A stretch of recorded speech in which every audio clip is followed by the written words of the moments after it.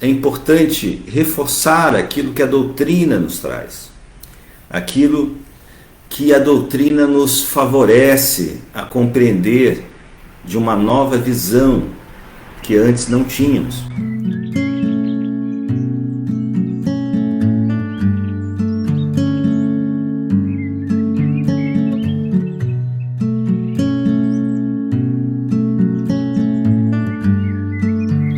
Agora vamos elevar o nosso pensamento a Jesus, nosso mestre querido e aquele que nós vamos falar hoje. E agradecer a Ti, Jesus, por tudo que temos, por tudo que temos recebido de Ti, por todo o amparo, por todo o amor, por toda a paz, que tenta infundar em cada coração aqui presente.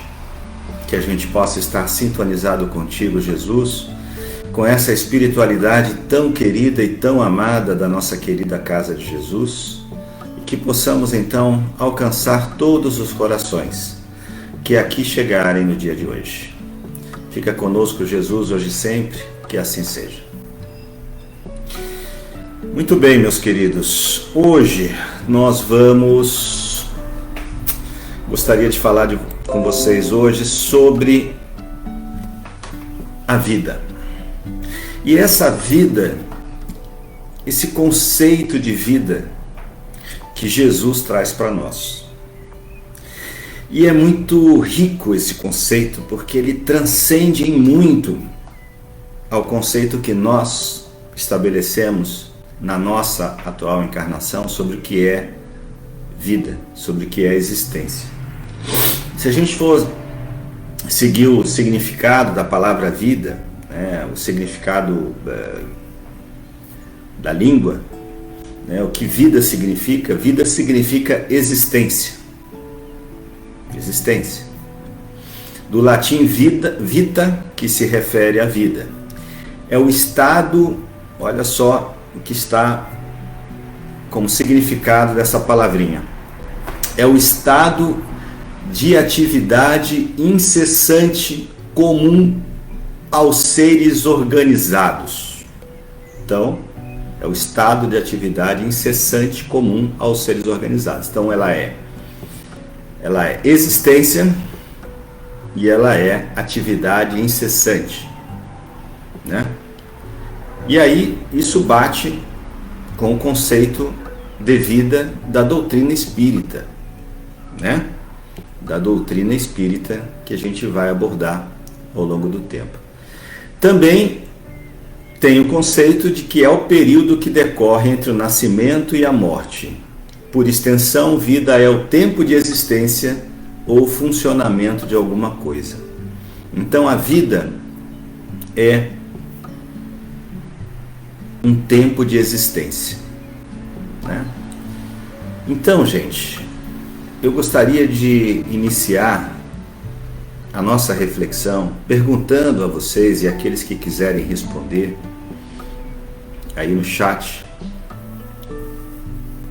qual é o contrário de morte? Qual é a palavra que representa o contrário de morte? Eu queria que vocês pudessem responder para nós no chat. Qual é o contrário, o antônimo da palavra morte? Se vocês puderem responder no chat, eu agradeço, para a gente poder seguir.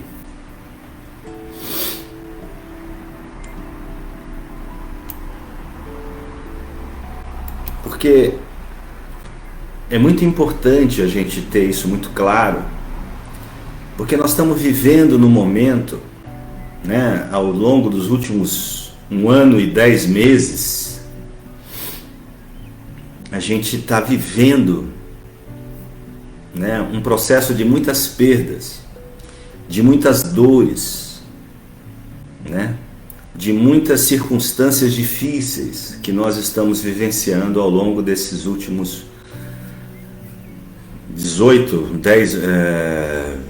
20 meses, nesses meses pandêmicos que nós estamos vivendo. Então, como estamos vivendo tantas dores e tantas questões difíceis, é importante reforçar aquilo que a doutrina nos traz, aquilo que a doutrina nos favorece a compreender de uma nova visão que antes não tínhamos, né? Então, pessoal, algumas pessoas responderam, a Kátia disse que não tem contrário, pois a morte não existe, e a Maria Cristina respondeu vida. Foram as pessoas que responderam. Então, pessoal, o que eu queria reforçar com vocês é que o contrário de morte, efetivamente, é nascimento, não é vida. Então, o contrário, o antônimo de morte é nascimento, e o antônimo de nascimento, obviamente, é morte. Então, gente, por que isso? Porque nós, como espíritas, temos a plena convicção de que a vida é perene. Temos mais do que provas contundentes disso. A começar por Jesus, né? Mas se não bastasse aquilo que Jesus veio demonstrar para nós, né? Tem toda uma comunicação espiritual a respeito disso. Então é muito importante isso, porque quando a gente vê as dores da morte, e que elas são legítimas, as dores da morte, as dores que a morte dos entes queridos causam em nós, elas são legítimas. Mas é preciso contemplar esse antídoto à dor, que seria esse fenômeno chamado vida, vida perene, vida que não cessa.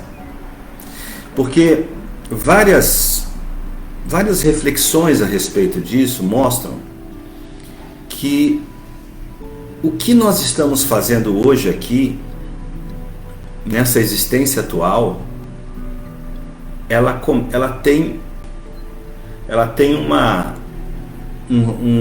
uma faixa existencial, que alguns são de anos, de meses, de décadas, até de mais de século. Cada um de nós, quando volta para cá, para este plano terrestre, para que a gente possa vivenciar novas experiências, ter novas vivências de relacionamento, temos uma faixa, uma circunstância existencial definida por volta de X anos ou X tempo, né? Então, a única certeza que nós temos ao nascer é que nós vamos, em algum momento, morrer, né? Mas nesse intervalo, e mesmo após esse intervalo, a vida continua. A vida é plena, a vida é exuberante. A vida não cessa, né? Então, Jesus veio para nos trazer esse elemento de esperança sem igual, esse elemento de sopro divino, para que a gente compreenda melhor as razões pelas quais estamos aqui hoje, as razões pelas quais vivenciamos o que vivenciamos. Como eu disse, as dores são legítimas, porque é a dor da saudade, é a dor da convivência física que se ausenta durante um tempo, né? Mas se a gente tiver cada vez mais a percepção clara da continuidade da vida, da existência perene de cada um de nós, essa dor é atenuada pela esperança, né? Pela esperança do reencontro, pela certeza que nós temos desse reencontro e também pela certeza que nós temos da conexão através do pensamento. Então a vida é vida frequente, é vida plena, é vida constante. Então, há alguns esclarecimentos de Kardec trazidos nesse capítulo 1, no item 3, aonde ele fala de Jesus, né? Onde ele está falando, né? Começa a falar de Moisés, depois fala de Jesus, depois entra na doutrina, né? Ele diz que Jesus não veio destruir a lei, Jesus veio cumpri-la, né? E ele lá cita o seguinte, né? Ele viera ensinar os homens que a verdadeira vida não é a que transcorre na terra. Então Jesus, Kardec está nos mostrando o que é fato. Jesus não veio ensinar ao homem, né, que a verdadeira vida é aquela vivida no reino dos céus, no plano espiritual. No plano espiritual. E aqui ele fala de reino dos céus, né? Kardec traz aquilo que Jesus traz para nós, claramente, que ele veio, né, para infundar o reino dos céus no coração do homem. Então, é muito importante reforçar isso, né? Que a verdadeira existência é aquela onde nós somos, quem somos? Espíritos imortais, espíritos que não cessam a vida. Isso é muito importante a gente resgatar como algo muito frequente em nossa mente, em nosso pensamento, né? Para que não dê espaço a cada um de nós que consideremos a perda como algo no nosso corpo. Deixa passar o. Que nós consideremos efetivamente, né, a condição de estar sempre conectados com aqueles que amamos. O tempo todo estamos conectados, né, vivenciando a nossa vida. E é importante porque é interessante a gente sempre resgatar, não é a primeira vez que a gente fala, né?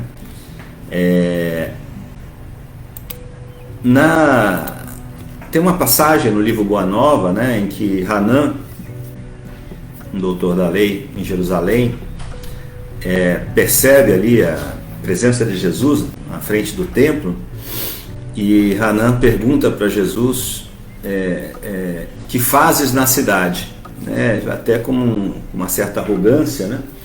Ele fala assim: Galileu, o que fazes na cidade? E ele diz: passo por Jerusalém buscando a fundação do reino de Deus. Isso foi a resposta de Jesus a Hanan. E aí, com muita ironia, Hanan pergunta: e que pensas tu venha a ser isso? Né?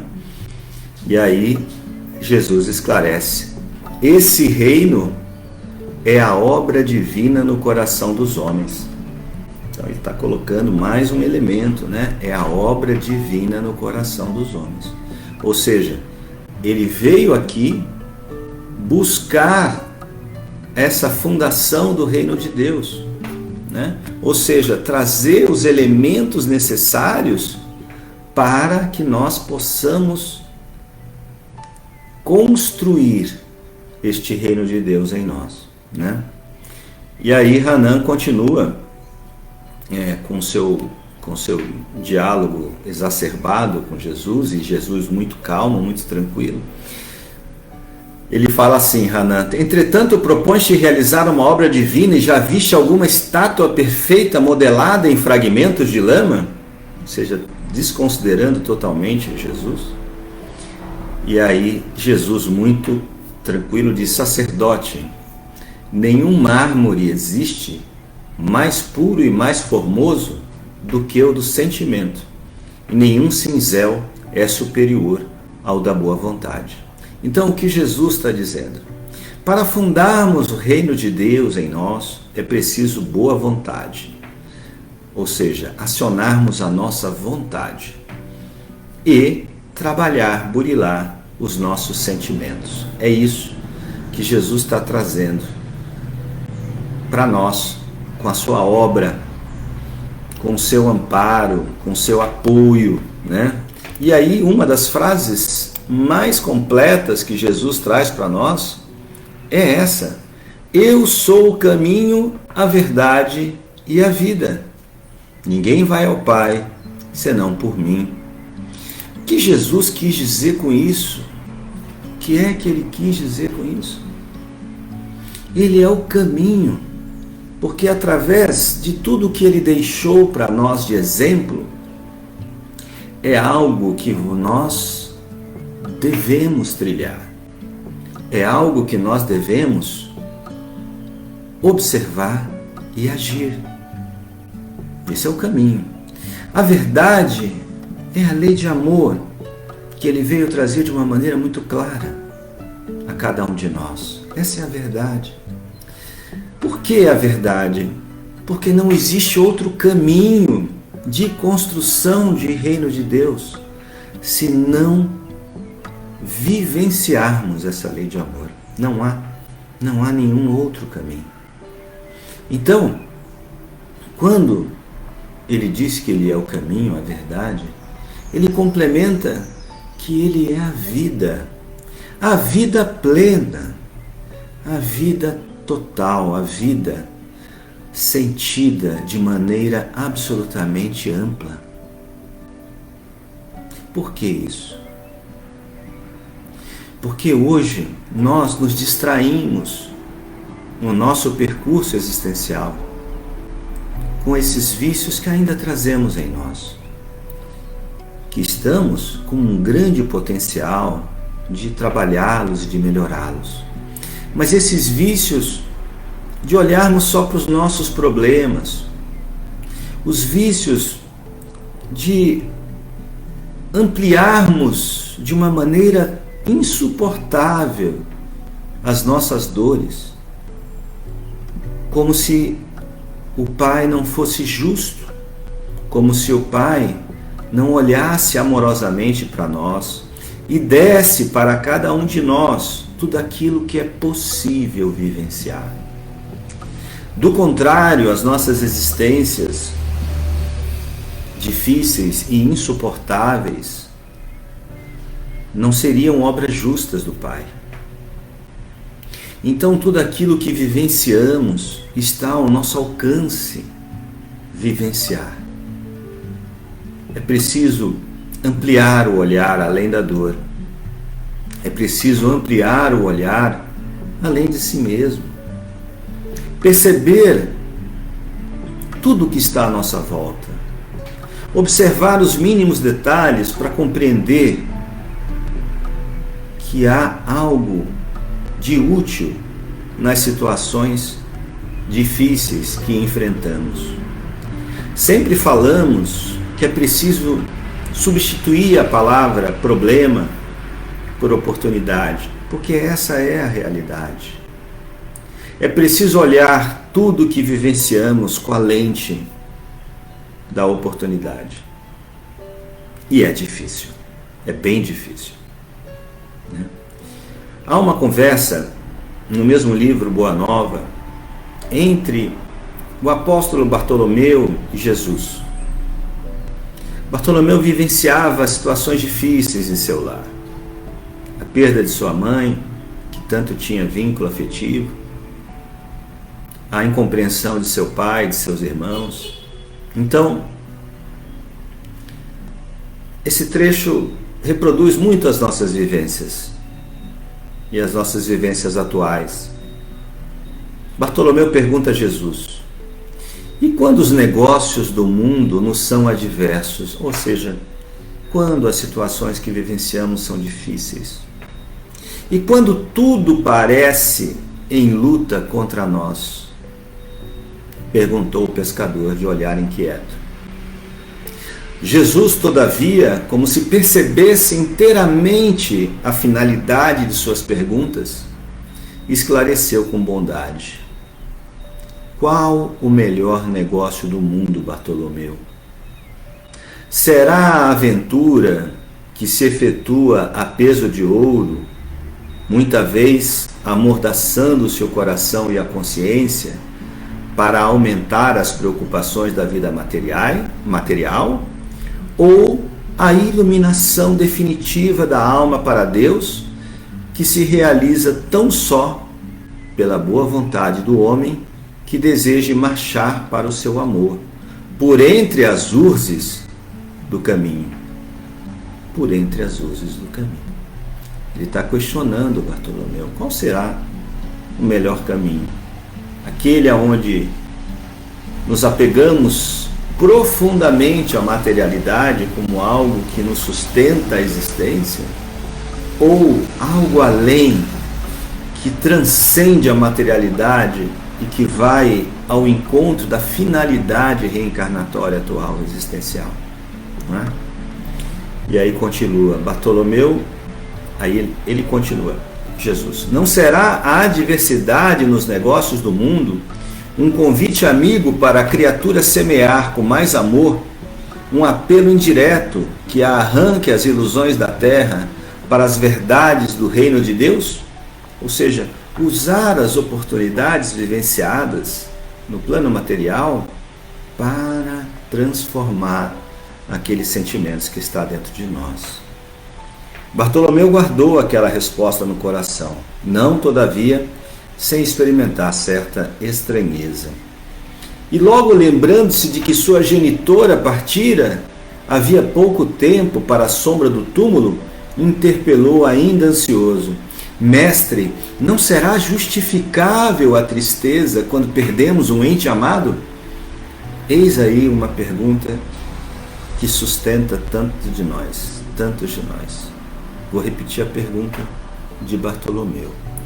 Não será justificável a tristeza quando perdemos um ente amado?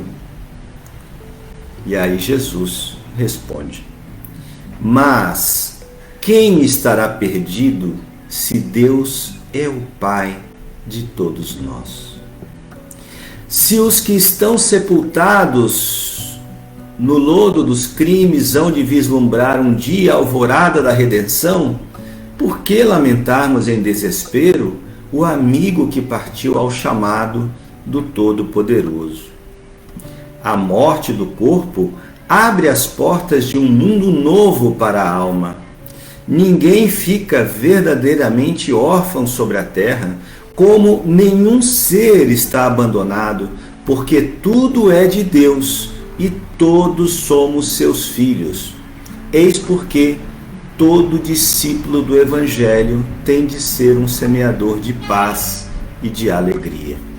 Vejam a resposta de Jesus. Que profunda é. Então entendam, Jesus traz para nós elementos que nós, estudiosos da doutrina espírita, que eu imagino que todos nós sejamos, já entendemos, mas talvez nós não absorvemos ainda isso, e é difícil absorver, não é fácil. Então, o que ele está dizendo é que todos nós estamos sempre amparados por Ele próprio, Jesus, amparados por nossos anjos guardiões, amparado pelos mentores que nos sustentam, pelos mentores e anjos dos nossos familiares. Estamos sempre guardados pelo Pai. Ninguém está perdido. Todos extremamente amparados. Até aqueles entes que passam por possíveis turbulências no seu processo de transição entre a vida encarnada e a vida desencarnada, o tempo todo estão guardados e amparados por espíritos benfeitores. Então, o que essa frase final diz, que é porque todo discípulo do Evangelho tem de ser semeador de paz, é que nós vivenciemos e pratiquemos aquilo que está no Evangelho, que é o sustento das nossas almas, que é o sustento de tudo aquilo que nós precisamos manter ativo em nossos corações, manter ativa em nossas mentes, para que possamos renovar a cada um de nós, nos momentos mais difíceis das nossas vivências existenciais atuais. Nos momentos de maior prova, nos momentos de dor, nós não estaremos sós. E precisaremos sim buscar, resgatar essas palavras do Cristo para nos fortalecer diante da inevitável dor que sentimos. Então, é importante que a gente compreenda, volto a insistir, o conceito de vida plena, o conceito de vida eterna, o conceito de que o espaço entre nascimento e morte, ele ocorre entre o plano físico e ocorre também no plano espiritual. Se a gente for pensar, quando a gente volta para o plano espiritual, depois desses exercícios, dessas provas que nós vivenciamos aqui no plano físico, quando a gente volta, não representa um nascimento ou um renascimento na vida plena espiritual? Quando vamos reencarnar para o plano físico, não representa ali a morte daquela existência espiritual para vir para a existência física? De alguma maneira, sim. Então, esse processo, nós precisamos ter ele claro em nossas mentes, para poder lidar de uma maneira melhor, embora isso não refresque muito os nossos corações ainda, porque ainda somos imperfeitos, ainda estamos buscando infundir isso em nossos corações, não tenha dúvida. Mas é importante revisitarmos essas questões, trazermos essas questões para dentro da gente, cada vez mais firme em nós. Kardec, no capítulo 23, no item 8 do Evangelho, diz assim: a vida espiritual é, com efeito, a verdadeira vida, é a vida normal do espírito, sendo-lhe transitória e passageira a existência terrestre, espécie de morte se comparada ao esplendor e à atividade da vida espiritual. O corpo não passa de simples vestimenta grosseira que temporariamente cobre o espírito, verdadeiro grilhão que o prende à gleba terrena, do qual se sente ele feliz em libertar-se. O respeito que aos mortos se consagra não é a matéria que o inspira, é pela lembrança o espírito ausente quem o infunde. Então, veja até essa questão, que a libertação do corpo físico é um verdadeiro grilhão que o prende à gleba terrestre, então ele se sente feliz em libertar-se. Principalmente as pessoas que têm as suas dificuldades físicas infundadas na existência terrestre. Deixa eu ver só se tem algum comentário.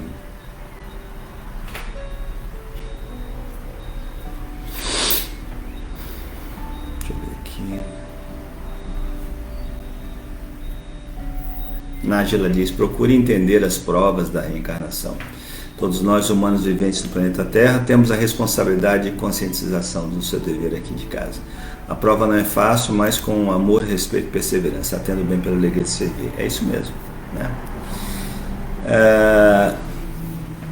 A Renata está perguntando do trecho do Bartolomeu, é o capítulo 3 do livro Boa Nova. O livro Boa Nova está na banca da Casa de Jesus ou pela internet, em qualquer, você pode baixar o PDF.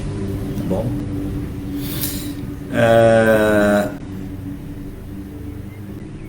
A Nájila fala: aceite as dificuldades e desafios da existência, porque na maioria das circunstâncias são respostas da providência divina aos nossos anseios de reajuste. Sim, é a questão do reajuste, O reajuste é algo que trabalha a nosso favor, porque são situações chaves que nós vamos verdadeiramente utilizar para infundir o reino de Deus em nossos corações, não é?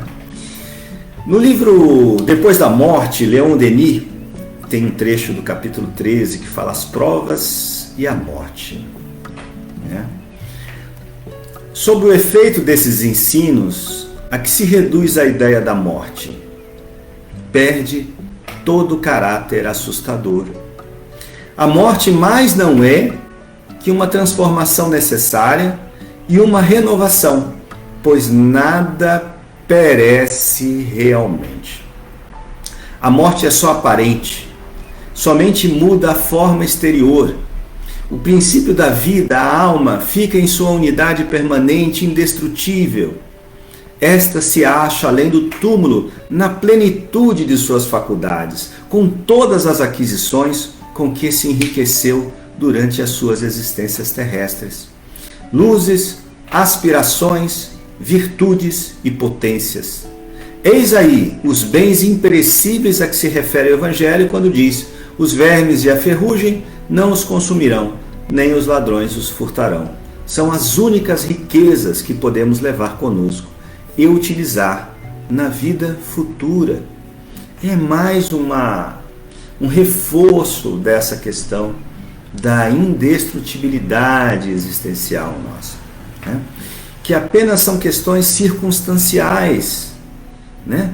Estamos apenas numa vestimenta temporária, que nós vamos voltar a ter ainda algumas vezes, algumas boas vezes talvez, né? Para que a gente possa fazer todo o nosso processo, né, de aperfeiçoamento na lei de amor, né? É interessante também a gente pensar que no livro Escrínio de Luz, Emmanuel, no capítulo 33, fala com o título A Frente da Morte. Ele diz assim: não ouvides que além da morte continua vivendo e lutando o espírito amado que partiu. Tuas lágrimas são gotas de fel em sua taça de esperança. Tuas aflições são espinhos a se lhe implantarem no coração. Tua mágoa destrutiva é como a neve de angústia a congelar-lhe os sonhos. Tua tristeza inerte é sombra a escurecer-lhe a nova senda. Por mais que a separação te lacere a alma sensível, levanta-te e segue para a frente, honrando-lhe a confiança, com a fiel execução das tarefas que o mundo te reservou.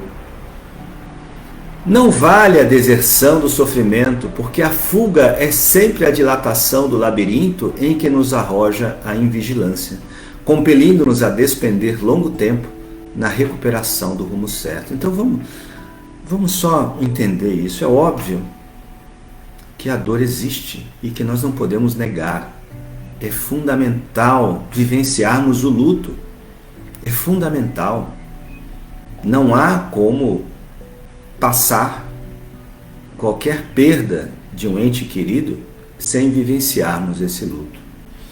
Fato é que a doutrina nos traz elementos que podem nos auxiliar à abreviação desse luto ou a trazer novos elementos para poder distinguir o que é uma saudade intensa do que é um inconformismo com a situação, né? Então há ali elementos que podem nos auxiliar para isso. E quando Emmanuel traz para nós a questão da deserção do sofrimento, o que ele quer dizer com isso, gente? Ele quer dizer que é preciso vivenciar este sofrimento para poder compreender e fazer, inclusive, essa vivência do luto necessário para nós. Desertar quer dizer desistir, quer dizer não realizar. E realizar no sentido do sofrimento é compreender e transformar esse sofrimento em esperança. Essa é a deserção. Porque eu posso desertar ampliando o meu inconformismo. Eu posso desertar me rebelando, me revoltando diante das circunstâncias. E isso é perda de tempo, é o que ele está dizendo. É perda de tempo. Só vai fazer com que a gente vá despender longo tempo na recuperação do rumo certo. Nós temos os elementos, nós só precisamos estar atentos e aplicar o cinzel da boa vontade para poder edificar esses sentimentos que estão aqui dentro de nós, né? E continua Emmanuel, recorda que a lei de renovação, a lei de transformação, atinge a todos e ajuda quem te antecedeu na grande viagem com o valor de tua renúncia e com a fortaleza de tua fé. O que ele está dizendo é que a tua renúncia, a tua vivência e a tua fé pode ajudar ainda mais aquele ente querido que foi antes. Sem esmorecer no trabalho, nosso invariável caminho para o triunfo. Converte a dor em lição e a saudade em consolo. A dor em lição e a saudade em consolo. Porque de outros domínios vibratórios, as afeições inesquecíveis te acompanham os passos, regozijando-se com as tuas vitórias solitárias, portas adentro de teu mundo interior. A conexão existe sempre pelo pensamento, pelo sentimento. A conexão não se acaba. E com certeza, tudo isso vai fortalecer ainda mais o ente querido que partiu antes de nós, né? Que mais ele fala? Todas as provas que nós vivenciamos, todas as provas objetivam o aperfeiçoamento do aprendiz. E por enquanto, não passamos de meros aprendizes na terra, amealhando conhecimento e virtude em gradativa e laboriosa ascensão para a vida eterna. Veja que Emmanuel é consciente para nós. Gradativa. A natureza não dá saltos, nós estamos em processos gradativos de aquisições de virtudes. Gradativo, passo a passo, tijolo a tijolo. É o que nós estamos vivenciando, vida após vida. Então, ele está aqui totalmente consciente, em gradativa e laboriosa ascensão para a vida eterna. Continua Emmanuel, Deus, a suprema sabedoria e a suprema bondade, não criaria a inteligência e o amor, a beleza e a vida, para arremessá-los às trevas. Não há essa finalidade do Pai. Não há essa finalidade do Criador de cada um de nós. O que Ele espera de nós é que todos nós sejamos felizes, que todos nós possamos externar ou construir dentro de nós um manancial de alegria pelas nossas existências. Tudo é construído por nós. Tudo é obra individual de cada um de nós. Não é obra que alguém fará por nós. Cristo, a espiritualidade, o Pai, nos amparam, nos auxiliam, nos dão elementos riquíssimos para as nossas construções. Mas quem realiza não é Jesus em nós. Quem realiza somos nós. Com o ensino, com o exemplo, com o amparo, com o apoio de Jesus. Mas não é Jesus que pode fazer por nós. Todos nós temos o potencial crístico, não podemos nos esquecer. Vai demorar uns milhões de anos, né, sendo otimista, mas é um potencial que todos nós temos dentro de nós, de podermos ser co-criadores. E é isso que Jesus espera de nós. E é isso que Ele nos apoia. Nos apoia nas nossas fraquezas, nos apoia nos nossos erros. Nós caímos, Ele está ali com a mão estendida para nos levantar. Ele não vira as costas para nenhum de nós. Assim como o Pai não vira. Assim como os nossos mentores, como aqueles espíritos benfeitores que nos amam, fazem conosco. Que também estão ali como auxiliares do Cristo, né? Continua Emmanuel. Repara em torno dos próprios passos. Está chamando a gente para reparar na nossa vida. Ter lucidez. É isso que Emmanuel está dizendo. Repara em torno dos próprios passos. A cada noite no mundo segue-se o esplendor do alvorecer. Depois de uma noite escura, vem a manhã sublime, né? O inverno áspero é sucedido pela primavera estuante de renascimento e floração. A lagarta que hoje se arrasta no solo, amanhã librará em pleno espaço com asas multicolores de borboleta. Nada perece. Nada perece. Tudo se transforma na direção do infinito bem. Compreendendo assim a verdade, entesourando-lhe as bênçãos, aprendamos a encontrar na morte o grande portal da vida e estaremos incorporando em nosso próprio espírito a luz inextinguível da gloriosa imortalidade. Emmanuel, um espírito tão generoso e benfeitor como ele, nos dando alguns caminhos para trilhar, né? Se a gente compreende, e o compreender é entender, aceitar e estar com isso nitidamente claro em nossos corações. Compreendendo a verdade, aprendemos a encontrar na morte o grande portal da vida. Estaremos incorporando a luz inextinguível da imortalidade. A percepção da imortalidade, ela é vital no nosso caminhar. Nós sabemos, eu sei que nós sabemos disso, mas é preciso estar com isso sempre muito claro em nossas mentes.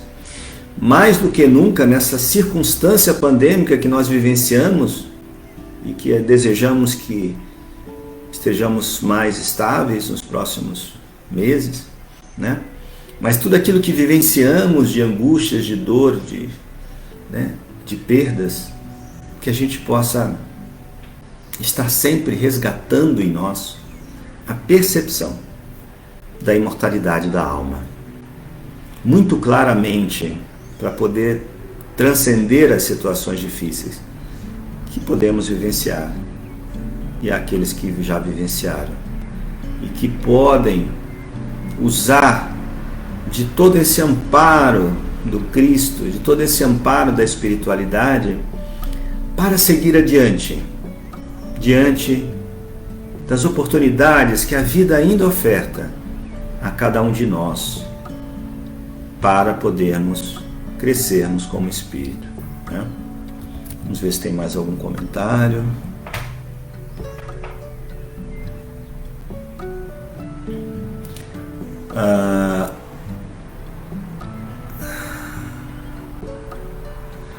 A Márcia diz: desertar é perder a esperança. É isso aí, Márcia. Desertar é perder a esperança, né? A Rita diz: nenhuma folha cai da árvore sem que Deus assim o queira. Saber aceitar os momentos difíceis da vida é a prova da nossa fé em Deus. Na medida em que a gente amplia essa fé, né? Essa fé é uma fé construída, né? Uma fé que precisa ser trabalhada diariamente, né? Na medida em que nós ampliamos essa fé, certamente que nós vamos ter uma visão muito clara, né, dessa grandeza do Criador, desse plano divino para cada um de nós, e que apenas essas dificuldades são circunstâncias temporárias, Circunstâncias essas que serão superadas por cada um de nós, porque sim, cada um de nós tem o potencial adequado para superar a dificuldade que vivenciarmos. Isso é claro. A Nájila diz: a confidência é a revelação da alma, não há segredo entre você e Deus, Ele te conhece profundamente.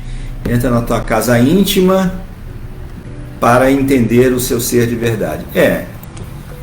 Essa questão, a solidariedade é a luz do mundo, a grandeza do amor de Deus. Essa questão realmente do autoconhecimento, Nájila, é fundamental. A gente precisa buscar constantemente conhecer as nossas potencialidades e certamente conhecer aquilo que nós precisamos corrigir o rumo, né? A Márcia diz: quando nos movimentamos e nos preocupamos em ajudar o próximo, fortalecemos a nossa esperança, e assim conscientemente. É isso, né? A lição do Cristo é a ação no bem, né? A ação no bem, ela é transformadora. Ela é transformadora não só porque ela atinge o pensamento e ela atinge também o sentimento que está vinculado, mas é que há efeito adstringente das partículas energéticas no nosso perispírito, que a ação no bem provoca em nós, trazendo em nós elementos vivificadores, elementos novos, que vão fazer a gente ficar mais fortalecido na nossa caminhada espiritual, né? Muito bem. A Maria Aparecida está dizendo para a Nájila que seus conhecimentos são enriquecedores, seus comentários são enriquecedores. É isso aí, Nájila. Então vamos lá, vamos continuar então. Mais uma vez, Emmanuel, eu gosto muito, vocês devem ter percebido que eu gosto muito de Emmanuel, né? Emmanuel diz o seguinte, no livro Fonte Viva, no capítulo 168, capítulo 168 do livro Fonte Viva, o título dessa comunicação de Emmanuel é Entre o berço e o túmulo. Entre o berço e o túmulo, entre o nascimento e a morte. A flor que vemos passa breve, mas o perfume que nos escapa enriquece a economia do mundo. O monumento que nos deslumbra sofrerá insultos do tempo. Contudo, o ideal invisível que o inspirou brilha eterno na alma do artista.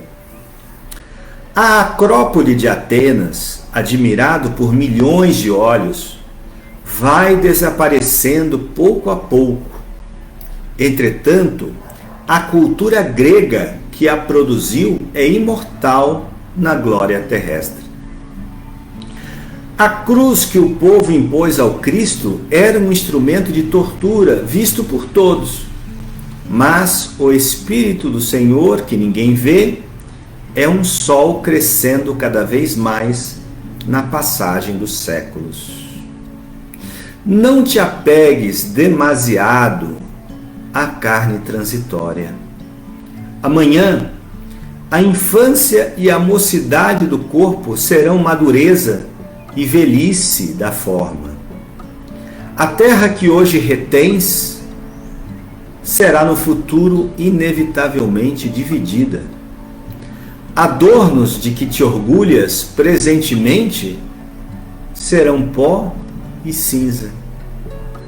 O dinheiro que agora te serve passará depois a mãos diferentes das tuas. Usa aquilo que vês para entesourar o que ainda não podes ver. Entre o berço e o túmulo, o homem detém o usufruto da terra, com o fim de aperfeiçoar-se. Não te agarres, pois, à enganosa casca dos seres e das coisas. Aprendendo e lutando, trabalhando e servindo, com humildade e paciência na construção do bem, acumularás na tua alma as riquezas da vida eterna. Esse trecho de Emmanuel, mais uma vez, é tão lúcido, é tão confortador, porque nos leva ao entendimento da vida plena, da vida eterna, nos dá elementos suficientes para compreender que a vida real do Espírito é a vida espiritual dele, nos dá os elementos necessários para ver que nós estamos numa prova existencial curta diante da eternidade, numa prova muito pequena diante de, que são 100 anos, diante de milhares, milhões de anos. É muito curto. O que nós estamos vivenciando aqui são situações-chave para que nós possamos modificar o que sentimos. Basicamente é isso. E nesse momento reencarnatório, nesse momento existencial atual, temos elementos que nos auxiliam a caminhada. Pessoas, bens, filosofias. Principalmente olhar para esse momento reencarnatório com esperança de que tudo está concorrendo ao nosso favor. Tudo está sendo trabalhado para o nosso bem. Tudo está sendo ofertado de oportunidades para revisitar quem somos, para trazer novos elementos vivificadores da alma. É isso. É esse o recorte que vivenciamos. É óbvio que o tempo, muitas vezes, para nós, determinados momentos, principalmente os momentos da dificuldade, o tempo se arrasta. O tempo parece cruel, mas isso é obra nossa. É obra dos nossos pensamentos. É obra resultado daquilo que sentimos. Se buscarmos olhar com novas lentes, olharmos sob a ótica do Cristo, sob a ótica daquilo que Ele deixou para nós, pensarmos na grandeza do seu amparo, na grandeza do amparo do Pai, na grandeza desses espíritos abnegados que nos cercam, na grandeza desses espíritos da casa de Jesus que tanto tem nos amparado ao longo de nossa caminhada, e de outras casas e de outras famílias, não importa, em outras religiões. Existem sempre espíritos abnegados a nos amparar, a nos fortalecer. Um dia seremos assim também. Um dia seremos espíritos abnegados, amparando outras pessoas. Espíritos guardiões. Um dia seremos. Mas o que nos importa agora é viver a vida intensamente. Viver a vida com uma grande oportunidade de enriquecimento íntimo. Olhar para a nossa existência com todos os temperos existenciais, os obstáculos, as dificuldades, como oportunidades benditas de superação a quem somos. É isso. É difícil, mas é conscientização, é trabalho, é esforço, é vontade sendo colocada à prova, é vontade sendo estimulada a cada momento, né? Vamos ver se tem algum comentário a mais. Deixa eu ver aqui.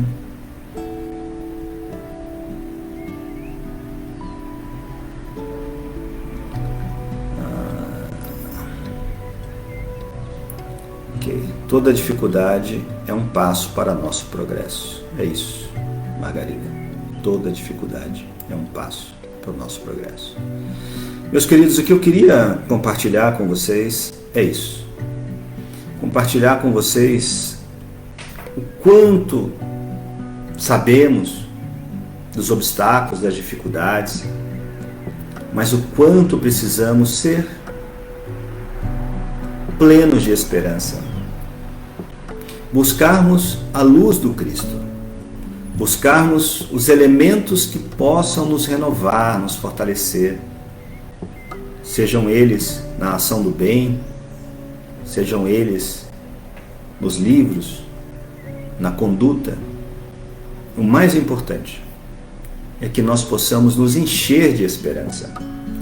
A esperança que vai, pouco a pouco, atenuar as nossas dores, que vai nos dar novos elementos renovadores para seguir em frente, firmes, para seguir sempre acreditando que podemos vencer os nossos próprios obstáculos. Era isso que eu queria compartilhar nessa manhã de reflexão e pedir a vocês que possam se unir a mim neste momento no agradecimento a Jesus.